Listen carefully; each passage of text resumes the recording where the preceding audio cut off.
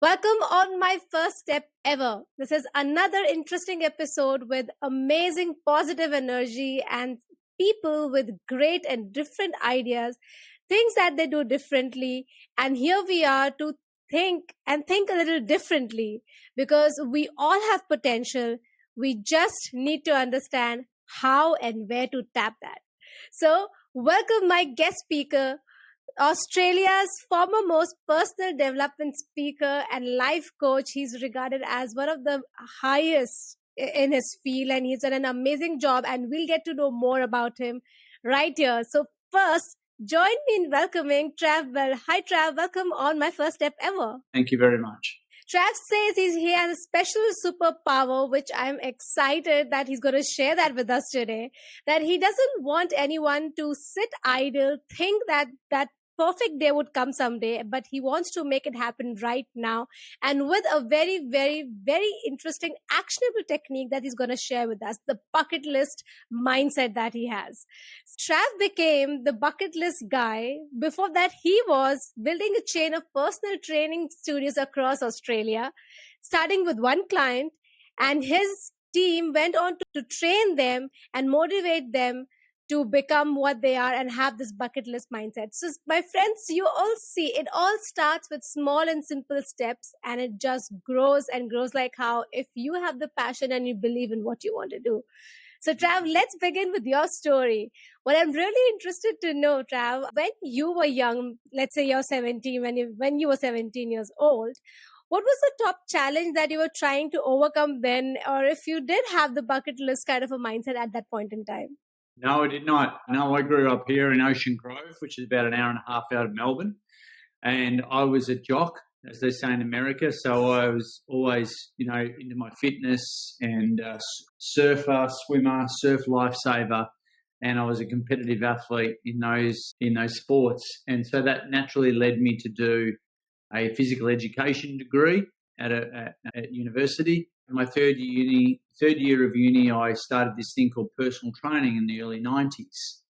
And I was one of the first personal trainers sort of running around Melbourne. And before there was even a big industry. And so I'm older, way older, I think, than you. So probably all your listeners. So that's probably showing my age. But the fact is that I was, I started helping people like when I was about that age, like when I was 19, I was a kids swimming teacher during uni for basically beer money. Progressed there to working in a gym, always helping. It's kind of like, I guess, I've always been a teacher of some description. So I started in the gym, and then I got my first client. And then from that client, I developed a chain of personal training studios, the first to franchise personal training studios in Australia. Together, my team of over 300 personal trainers. We did nearly, like you said, over 2 million personal training sessions and tens of thousands of clients across Australia. It was really cool. So that's how I contribute. That's one of my highest values, is helping other people. And so the first 20 years of my life was in the personal training, and now I guess in the later 20 years is personal development. That sounds really intriguing. Now, what I notice over here, that at a very early age, while you were like you're in teens and you were in uni, you already had an idea about the concept of personal training. In fact, you were training other people, and this age is especially when, youngsters, youth, everyone as an individual, they're trying to understand themselves, their feelings, and it's a very turbulent time for a lot of us. And you're facing a lot of challenges, especially facing with failures and not being good enough, imposter syndrome. Don't worry, yeah. We've all got that imposter syndrome. We've all got that, no matter how big you get, or how famous. I think everyone's got that fear. But how do you deal with the fear? You either, hide away and live under a rock and don't be seen, or go for it and put yourself out there. You don't have to go crazy, but it's just about putting yourself out there. Doing things like this podcast, Ishani. Like doing this podcast, doing Facebook Lives, just doing, putting yourself out there on social media a little bit by little bit. YouTube channel. Look, even being more proactive with your friends and your family, and you being proactive, not reactive. There's a real if it's good attention, it's great. You can really help the causes that you're really passionate about. You can help more people by getting out of your own way. That's terrific. I think the themes that I can hear from what you're saying is how you contribute, how you add value, and how you like helping people. That's You can't help everything. anyone if you're not seen. You can't help anyone. You can't get any attention on the things that you're passionate about if you don't get out of your own way. That's absolutely right. And what I really liked about what you just mentioned over here, because there are a lot of people, some would like to, go out there, start their own YouTube channel, do a live. Maybe they're not okay, but they'll still take that step. But then there are a few people who would like to do things differently. And I am happy that you mentioned that how they can do things differently is which in their circle, they can be more proactive, as you mentioned. So that's amazing. So now that we know, what you were doing in your early 20s and where you got this passion from, I want to kind of dig deep into what was happening back then. How did you get into the personal training, this field? And how did you get the bucket list idea? Yeah. Where did the mindset all come from? So we'd like to really know the crux of it, your first building steps. That's a good question. I mean, I was doing university. I had no idea what I was going to do. I thought I was going to be a high school physical education teacher, and teach at high school, or be a professional surfer. But this thing called ability didn't allow me to do that. So it was going to be more, that's the dream job. Honestly, though, it was always going to be around teaching. But it was until a mentor, and this is pre-internet, pre-Facebook, a mentor, what became my mentor, this guy by the name of Tony Hewitt, he was doing this thing called personal training, and he was personally training all these celebrities that we all know off television back in the day.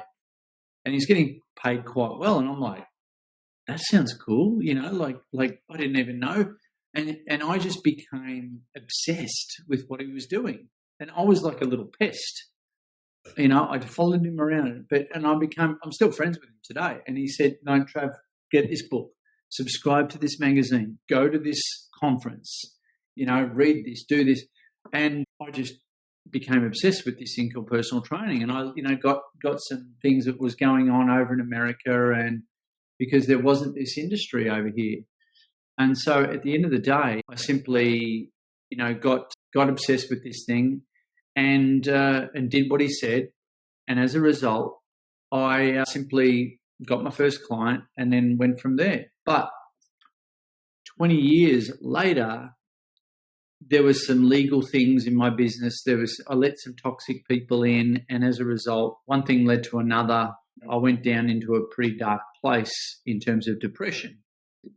But instead of going on heavy antidepressants, which I knew a lot of clients were on heavy antidepressant drugs, I just decided, no, I don't want to, go on antidepressants. So I think I've got the power to actually change myself. So I had to get out of my own way, and then I learned all about psychology. I really wanted to get to the source of what I was going through. So I went to seminars, I read the books, I got, different coaches for different things, and I really learned all about positive psychology, neuro-linguistic programming, life coaching, and all this sort of stuff, and worked through a lot of my own demons, my own stuff at that point in time. And we were in about 2 years into that journey, and a friend of mine, we were sitting there, and he said, why don't you teach this stuff, Trav? You're in these seminars all the time. I've invested hundreds of thousands of dollars. Why don't you teach this stuff? And it helped me. It was just a light that went off and went, oh, well, it helped me justify all the time and the money I've spent on these things. So literally about a month later, I put on a talk. I nearly had to pay the people to come to that talk. It was my first time. I was so freaking nervous. And I packaged in all my entrepreneurial history and all the theory that I'd learned from all these courses. And everyone got something out of it. But I started sharing the fact that since I was 18, this is only 10, 11 years ago that I did this seminar. But when I was 18, see, I'd had a list to do before I die, literally written down since I was 18. A lot of people didn't know this about me. And it's the reason why I set up businesses very fast. The reason why I didn't sit on the fence and, think about things. I just took action, because I always had this tangible why for getting out of bed in the morning. So this list, and I started at this seminar that I put on this event, I started sharing with some of the closest people in my life, you know, the fact that I'd had this written down list and I pulled out all the, you know, got it out and I said, you know, who else has got one of these lists? And there was about 40 people in the room. I'm like, I was the only freak in the room. And I go, well, what do you want to, why do you get up in the morning? Why do you go to work? Why? I was just really curious. And I started sharing some of my stories and it really inspired the group. And one of the participants, Jo, she said right at the end, she said, how's all this list to do before you die stuff? It's like a bucket list. You're like the bucket list guy. Wow. And I went, ping, light bulb moment. And I went home that night and registered the bucketlistguy.com. And I've been doing that ever since, you know, 11 or so years later. And I'm more passionate about it now than I ever have been. It's helped more people. It's helped. I've really, I guess, reverse engineered the narrative around it. It's helped more people. It's helped. I've really, I guess, reverse engineered the narrative around it. TED Talk and a book and all that stuff later. And now we've got certified bucket list coaches in 23 countries around the world. And so this has really helped more and more people around the world than my personal training ever could. And it's helping in more areas of their life. You know, it's extremely rewarding. But, yeah, it was one little idea that I hung on to and that's very congruent to my values, you know, like who I am. And I think that's what drives me. It's who I am. You know, when I came out as the bucket list guy, everyone's gone, yeah, duh, that makes sense. So in that moment, I sold out of all of my personal training businesses. I had a bunch of them. I had them rebrand, you know, and it was around that time when the world was starting to do online businesses. So I read The 4-Hour Work Week, you know, by Tim Ferriss. Right. And I went, oh, shit, he runs everything from a hammock in Thailand. That sounds really cool. And so I'd like to, you know, experience freedom. And so I got rid of the bricks and mortar business and I went totally online 11 years ago, and I've been doing that ever since. Fabulous. I really liked, you know, how you took us through the entire journey of how you've reached where you are. And it shows the different stages that you hung on to something early in your life, what you sort of liked. You kept working on that, but then you had a phase where things were not going very good for you. But you took the action to get the root cause of your own problem and try and help yourself to get out of that. You did that, and then you invested in yourself. And then you network with great people. You had great people to help you in some way or the other.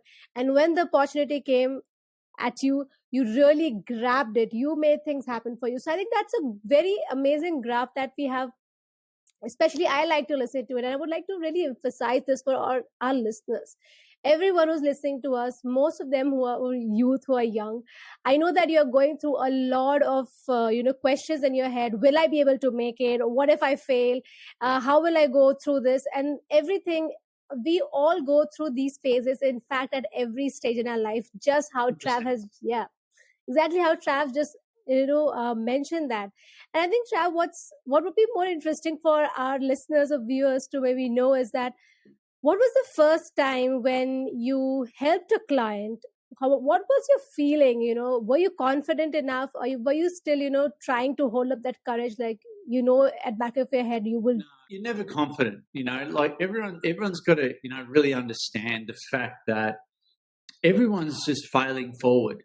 Everyone's going out on a limb. They're risking. They're afraid of looking silly, afraid of being trolled or hated on or get haters.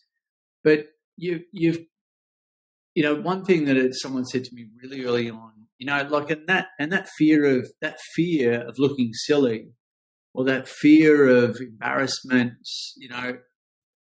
it's crazy. It's big when you start anything, right?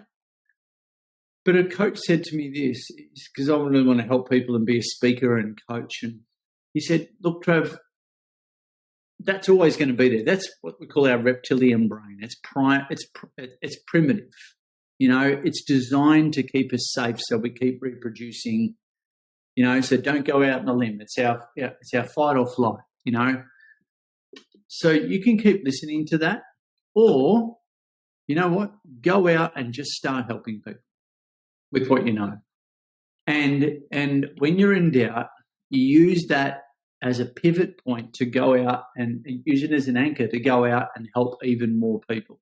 The more you're afraid, the more people you've got to go and help. Now, what happened? And he said, one day in the not too distant future, you'll have helped so many people and you won't be able to ignore their praise. You won't be able to ignore their testimonials, their encouragement, the good things that they say. And that will be so loud, it will drown out that little voice. That voice will get quieter and quieter and quieter. It'll still be there, but it'll get quieter and quieter and quieter the more people you help, because you can't ignore that noise. No truer word has been spoken. You go out and help enough people, and that becomes so much. That becomes like you go to court and you get evidence for and against in a court trial. That becomes so much positive evidence for the reason why you should go out there and feel the fear, but do it anyway.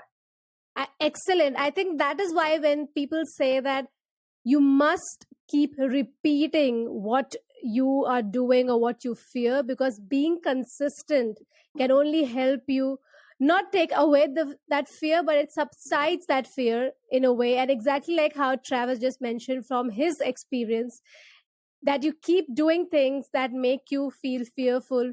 Not like, don't just go out there just at the first go. That is very, very harmful, I would say, in a way. But it's completely counterintuitive. Yeah. It's completely counterintuitive. It's completely the opposite to what your brain wants to do. Yeah. But you've got to do it. If there's a deep-seated reason why you're doing it in the first place, and not just for adulation and, oh my God, you're so great. That's great. That feeds the ego. But if it's in your blood, if it's in your heart, and you've got a heart for helping others, then who are you not to go big with helping others? Who are you not to?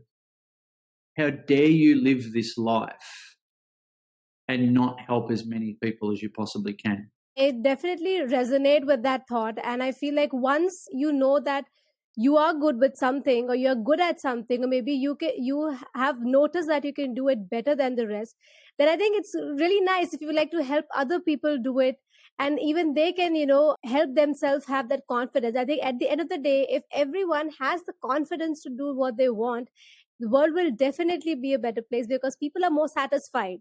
They're not people who are in fear. They're not judging each other. We don't have that negative feeling vibe going around in the community. And I think that's exactly what you're doing with your bucket list challenges that goes around. Yeah, 100%. But who's to say that this cannot be, this podcast, your podcast, Ashani, can't be the best podcast in the world? Well, I am working towards it. Who's to say? Like, there's no reason why it can't be. Everyone started off the same. They've just been in the game longer. Your ability to take maybe 5 punches to the face and then get up on the 6th. Keep going. Thank you so much, Trav, for that little push and nudge, because I think I will get back to the question that I really wanted to ask you, but since that we are talking about this, I like to tell my listeners as well that there have been times where I feel that, things are not going quite well, but I have this voice in my head which says that I'm not going to leave this. I will still keep doing it. Good at it. Yeah, and I will keep getting better at this, even if it's not going that good at certain times. But this is what I really like. And there's a reason why I'm doing this, and and no one can take away that reason from me. So thank you so much for touching on that. And going forward, I would call it my first step podcast. Get rid of the word ever. I will think about that. And that's a good, I think, discussion point. I will definitely think about that. Going forward with the question that I had, now that you have such amazing and inspirational stories, that because you really practice what you preach, as you mentioned. So if you can bring about one really interesting story in your lifetime so far with our listeners, which is all about the bucket list challenge the person took and it just turned around things. God, I've done over 350, nearly 400 things on my bucket list. I don't know. Gee, I'm doing one at the moment. This will be right. So I'm doing one at the moment, and that is to read. If you can see the screen here, that's to read 52 books in 52 weeks. Wow. So that's literally what I've read so far. I think it's about 38 books at the moment, and that's in the order that I read them. So I get up every single morning at 4:30 every morning. I have a coffee, I read out loud, and I read with a book and this 4-coloured pen. So all those books have got crazy notes in them. And so I've been doing that for nearly a year. I read out loud. My partner, she's an artist, so she sketches in bed, and we have a coffee together at 4:30. And she learns and I learn. I learn by reading out loud, and the retention of information is so much better than if I listen or even if I read it to myself. So this is a bucket list challenge that's absolutely changed my life. Amazing. I think this is a very good example of where you set simple tasks for yourself. I mean, for you, it would be 52 and 52 weeks, but everyone who's listening to us, they can set simple tasks to start out with, and that's amazing. And that's really nice to know that you have someone to share that time with you, and that to retain how to read a book also. It's a different way. She's got no choice. That's you either wake up and listen to me or try and go back to sleep if you want. But like I started that due to the pandemic, thanks to COVID, because I was, having been through depression, I was watching the news and I was really getting, watching the numbers, and I went, oh God, I'm really in a negative headspace. And, we were getting fed all this bad news, and I just had to put myself into this positive space. So I started reading, and I set myself a challenge, set the precedent, and still does today, set the precedent for my day. So to have a lot more of a positive day as a result. On another lighter note, last week, I actually I ticked off something on my bucket list that's been on there for 8 years, over 8 years. Wow, congratulations, first of all. And that was to do a stand-up comedy gig. Oh, that's interesting. Love that. I was absolutely shitting myself, and I have been shitting myself for years and years and years, to finally get it done. And people laughed in front of 120 people. My family were there, everything. 5 minutes slot, and I'm so relieved that I did it. I think I would really like to give it to you, because be it anyone, doing it in front of your family is a very, very challenging task, Especially some of the jokes that I said. Oh, on them.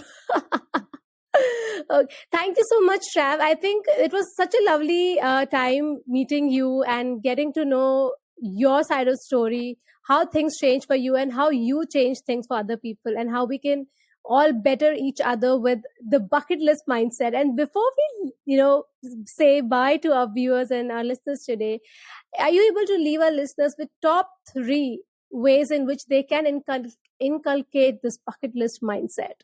I've been running for the last 5 months. I've been running a bucket list, 7-day free bucket list challenge for people. If people go to buildyourbucketlist.com.au, they get a whole bunch of videos. They enter our challenge, and the challenge, I go through the My Bucket List Blueprint, the one that I wrote.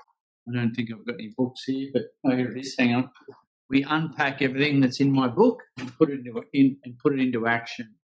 So if you're listening to this, it's called the My Bucket List Blueprint. So we go through and unearth and unpack all the stuff, on your bucket list, and go through the acronym that I created called the My Bucket List Blueprint. And that helps you go north, south, east, west in your own brain, helps you to extract and articulate this list. And at the end of the day, the challenge is literally about, you watch a video of mine, you write, we give you a challenge workbook, you write all your bucket list down, and you've got to write it down. Here's the thing, there's no use being it up in your head, because, if it's up in your head, it's in this soup of all your to-do list items. And it's not until you get it, or someone close to you gets a cancer diagnosis or something traumatic happens to them, and then suddenly your bucket list is important. I don't want to wait until it's too late. I don't want to wait until you get given a use-by date, right? So the challenge is, you unpack your bucket list, you write it down, and you post it up into the Facebook group that we create too. And it's really, really cool. It's helped thousands of people already. It's been really cool. But if you don't want to do that, that's fine. You can get a book, or you can, write your bucket list down. That's what it's about. They can go on and watch my TED talk called Life's Too Short if they want. But really just getting this stuff out of your head onto paper. And it's amazing. This stuff called paper and this thing called a pen, right? And it does this interesting thing called writing. It's a miracle. I'm being facetious. But it's if you actually just write down your goals, let alone your bucket list items, you've got a 46% more likelihood of them actually manifesting. So I think that was, thank you so much for sharing the resources that our listeners and viewers can actually go to and learn more about this thing. And I think from what I understand, the three things that we can say about, inculcate bucket list mindset is actually the first thing is to write things down. And not bother about, whether you can do it or not, but first of all, write things down. And secondly, take things as it comes, start small. And the third and most important thing, start doing it. Thank you so much, Trav, on being on My First Step Ever. Before you leave, are you able to leave our listeners with a book that you would like to recommend them? And secondly, your favorite quote? Plug my own book, which is called My Bucket List Blueprint. It's a bestseller on Amazon, which is really nice. So My Bucket List Blueprint. They can go to thebucketlistguy.com/book and I'll signature a copy. And my favourite quote is on my arm, and it says, "If it is to be, it is up to me." Thanks, Trav. Thanks for being on My First Step Ever. It was a real pleasure to have you over here and discuss some steps or a mindset that can really get people to do things that they want and start living a life the way that they want and create a life that they really want to. So thank you so much for sharing some time out here today, and loved to see your book, The Bucket List book. Would love to read that. And if anyone is really interested to know more about Trav, I'm going to leave all the links on the Instagram account. Thank you so much, Trav, for being on My First Step Ever.